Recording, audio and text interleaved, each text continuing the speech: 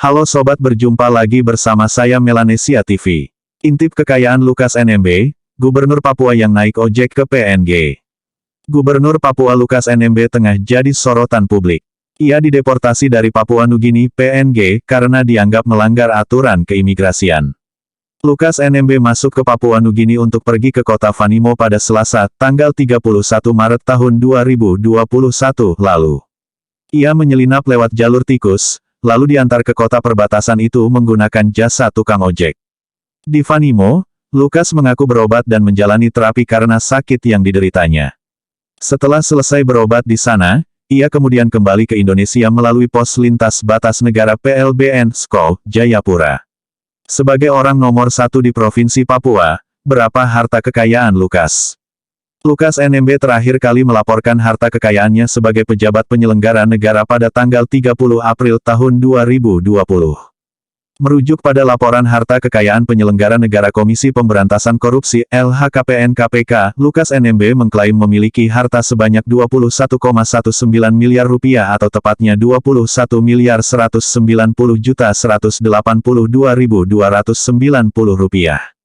Harta kekayaan Lukas NMB relatif terus mengalami peningkatan sejak beberapa tahun belakangan. Pada laporan LHKPN tahun 2012, harta yang dilaporkannya yakni sebesar 3,62 miliar rupiah.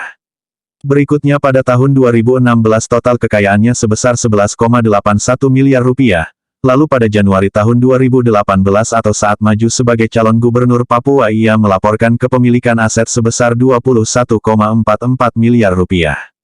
Berbeda dengan kebanyakan profil kekayaan pejabat di tanah air, di mana biasanya aset milik paling besar disumbang aset properti, harta kekayaan Lukas NMB berupa tanah dan bangunan hanya tercatat sebesar 1,1 miliar rupiah.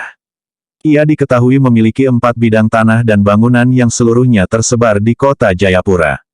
Semua aset propertinya merupakan hasil sendiri alias bukan dari warisan atau hibah. Harta terbesar yang dikuasai Lukas NMB justru berasal dari aset berupa uang kas dan setara kas dengan nilai sebesar 18,37 miliar rupiah. Ia juga melaporkan memiliki aset berupa surat berharga dengan nilai yang dilaporkan di LHKPN sebesar 1,26 miliar rupiah.